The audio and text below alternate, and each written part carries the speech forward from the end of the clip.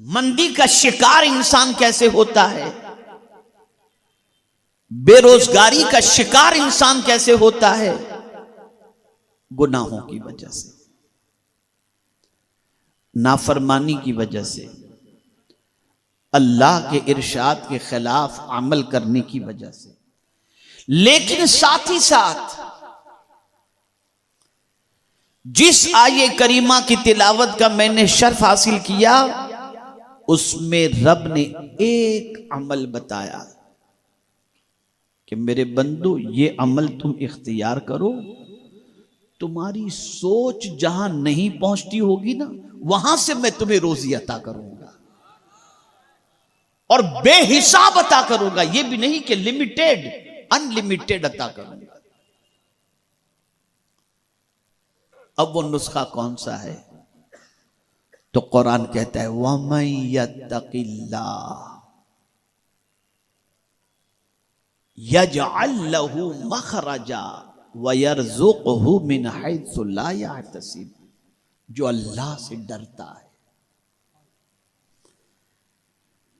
जब किसी बंदे के दिल में अल्लाह का डर पैदा हो जाए, जाहिर में भी अल्लाह से डरे, बातिन में भी अल्लाह से डरे, अंधेरे में भी अल्लाह से डरे और उजाले में भी अल्लाह से डरे, अल्लाह का डर उसके वजूद पर तारी हो जाए और वो तकवा इख्तियार कर ले, तो मौला फरमाता है ऐसी जगह से रोजी दूंगा जहां उसका गुमान भी नहीं पहुंचता होगा, बेहिसाब रोजी अता करूंगा। और आज अगर हम मुआशरे का जायजा लें तो आज मुआशरे की सिचुएशन यह है कि आदमी सबसे डरता है सिवाय अल्लाह के। अल्लाह का डर उसके दिल से ऐसा निकल गया, ऐसा निकल गया, ऐसा निकल गया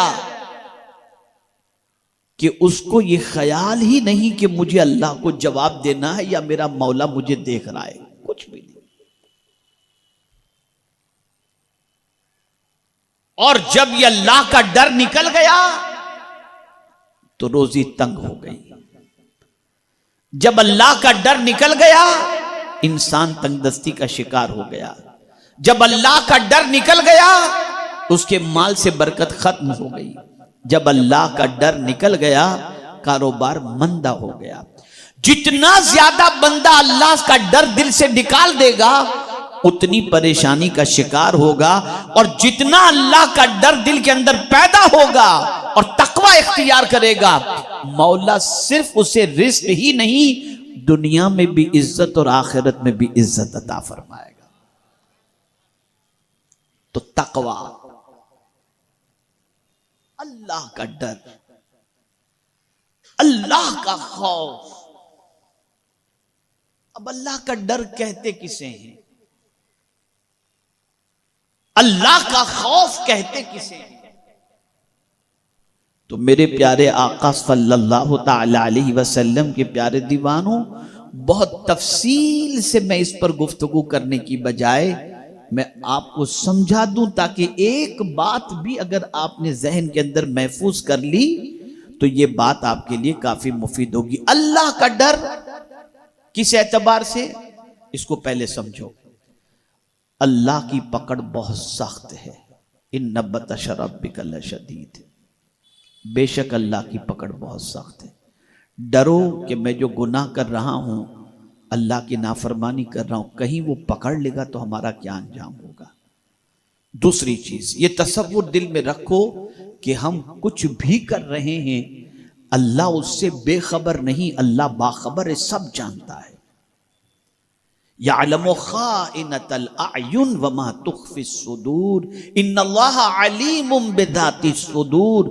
दिल के छुपे हुए भेद को भी जानता है और आंखों की खयानत को भी जानता है। इन्नल्लाह ला यख्फा अलैहि शैउन फिल अर्द वला फिस समा। जमीन और आसमान में कोई चीज ऐसी नहीं जो अल्लाह अज़्ज़ व जल्ल से छुपी हुई हो। पुलिस देख रही हो तो जुर्म नहीं करते, और खुदा देख रहा है और बेधड़क गुनाह कर रहे हैं। कोई अल्लाह का डर दिल में नहीं।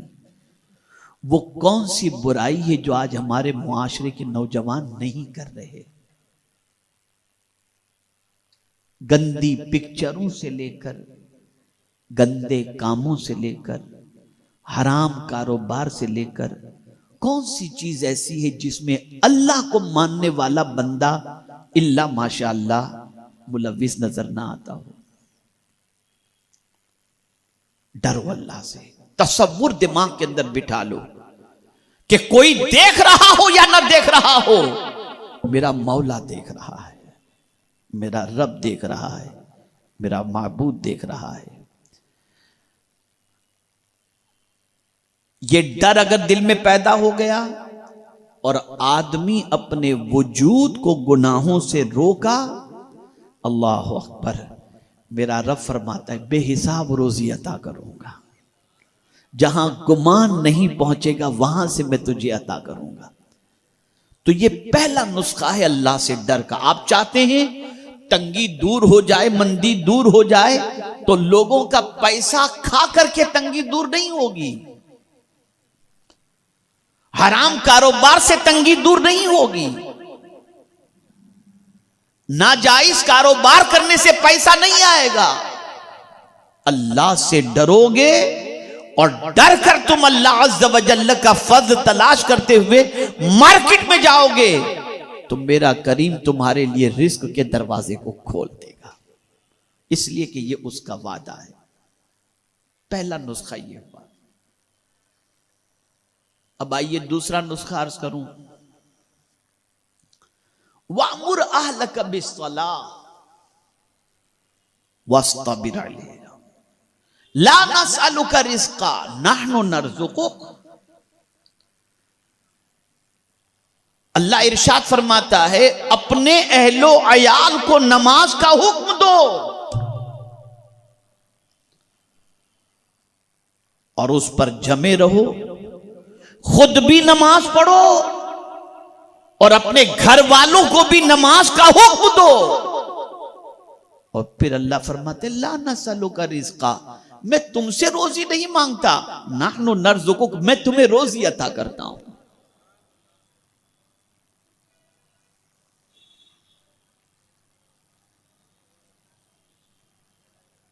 तो नमाज सिर्फ आपको अदा नहीं करनी, बल्कि नमाज खुद को भी पढ़नी है और अपने अहलो अयाल को भी नमाज का हुक्म देना है। और जब कोई खुद नमाज पढ़ता है और अपने बीवी बच्चों को भी नमाज का हुक्म देता है, उस पर उससे जो तकलीफ होती है उस पर वो सब्र करता है, तो मेरा मौला फरमाते नहनु नरज़ुकुक, मैं तुम्हें रोजी अता करूंगा। आज जरा देख लीजिए कितने लोग हैं जो नमाज की पाबंदी करते हैं, कितने लोग हैं जिनको ये फिक्र है कि अपनी औलाद को हम नमाज का हुक्म दें।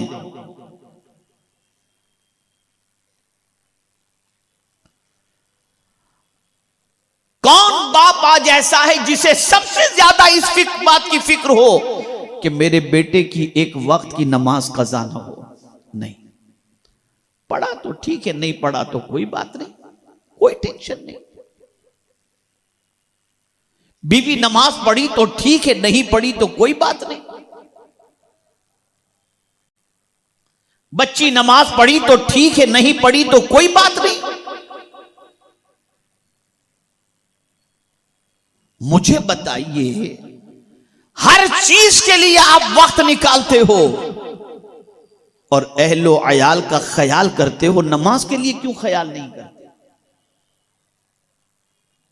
होना तो ये चाहिए कि अल्लाह का एक मर्तबा किसी चीज का हुक्म मिल जाए तो वो हमारे लिए काफी है कि उसका एक मर्तबा ऑर्डर मिल गया, हमें उस पर अमल करना चाहिए। लेकिन जब कुरान पढ़ते हैं तो अक्ल दंग रह जाती है कि नमाज के बारे में अल्लाह ने एक मर्तबा नहीं, कमोबेश कुरान मुकद्दस में 300 मकामात पर फरमाया है अकीमुस्सलाह, नमाज कायम करो।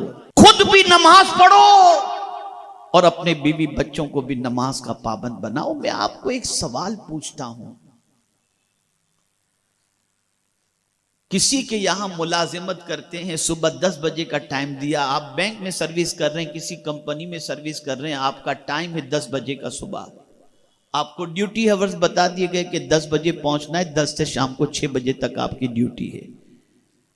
तो रात भले जगे हों लेकिन 10 बजे से पहले 10 बजे से पहले ड्यूटी पर पहुंचने की कोशिश करते हैं। मालूम कर लेते हैं कि रास्ते में ट्रैफिक तो नहीं मिलेगी, ये वक्त रश का तो नहीं है, अगर है तो 10 मिनट पहले निकल जाते हैं ताकि हमारी ड्यूटी के टाइम में फर्क ना पड़े। कितने घंटे ड्यूटी देते हैं? 8 घंटे।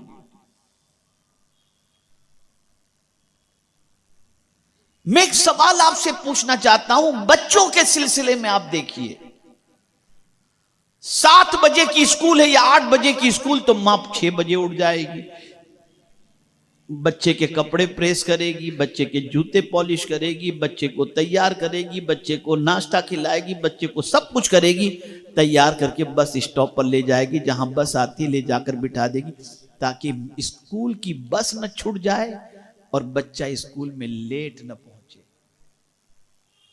ये हम कर रहे हैं।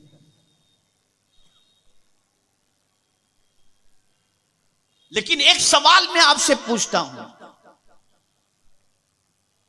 एक महीने की सैलरी आपको आपका बॉस या आपकी कंपनी का मालिक या आपका सेठ आपको देगा। ना आपके सेठ ने आपको जिंदगी दी है, ना आपके सेठ ने आपको आंखें दी हैं, ना आपके सेठ ने आपको जबान दी है, ना आपके सेठ ने आपको कान दिए हैं, ना आपके सेठ ने आपको पैर दिए हैं, ना आपके सेठ ने आपको कुछ और दिया है, न आपके सेठ ने आपको जिंदगी दी है, ना आपके सेठ ने आपको इज्जत दी है। ये सब कुछ तो उसने दिया नहीं, लेकिन जो चंद टुकड़े, चंद रुपये देता है, तुम्हें उसके हर टाइम का ख्याल है, और जिस करीम ने पूरा वजूद तुम्हें अता फरमाया उसके लिए तुम्हारे पास टाइम नहीं।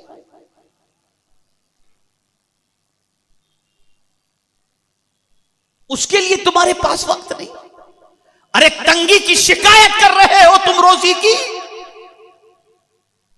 झुक जाओ उस रब की बारगाह के अंदर जिसके दस्ते कुदरत में सबका रिस्क मौजूद है, और खुद ही न झुको, अपने अहलो अयाल को भी झुकाओ। जब तुम अपने बीवी बच्चों को नमाज का हुक्म दोगे और खुद भी नमाज पढ़ोगे, इसमें हर चीज पर तुम सब्र का दामन थामे रखोगे, तो अल्लाह फरमाते नाहनु नर्जुकुक, हम तुम्हें रोजी अता करेंगे। खुदा की कसम, सेठ वादा करके मुकर सकता है और खुदा का वादा हक है, उसने जो फरमा दिया वो हो करके रहेगा। तुम्हें सेठ के वादे पर भरोसा है, खुदा के वादे पर नहीं।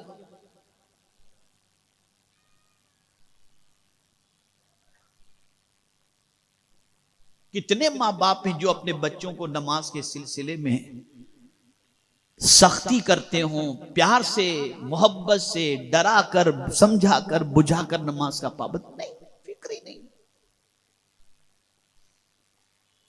जवान बच्चे हो गए और उन्हें पाक रहने के मसाइल भी नहीं मालूम, नमाज के मसाइल भी नहीं मालूम, कुछ नहीं। जुम्मा को जाते हैं जैसे तैसे, बस 2 रकात पढ़कर भाग आए बस। कुरान के इस उसलूब पर कुर्बान जाइए कि अल्लाह ने सिर्फ ये नहीं फरमाया कि तुम नमाज पढ़ो, वामुर अहलक बिस्सलाह, अपने बीवी बच्चों को नमाज का हुक्म दो, अहलो अयाल को नमाज का हुक्म दो। तो खुद भी नमाज पढ़ो, अपने अहलो अयाल को भी नमाज का हुक्म दो। तो अल्लाह फरमाते, उसके बाद क्या फरमाते, ला नसअलुका रिज़्क़ा, मैं तुमसे रोजी थोड़ी मांगता हूं,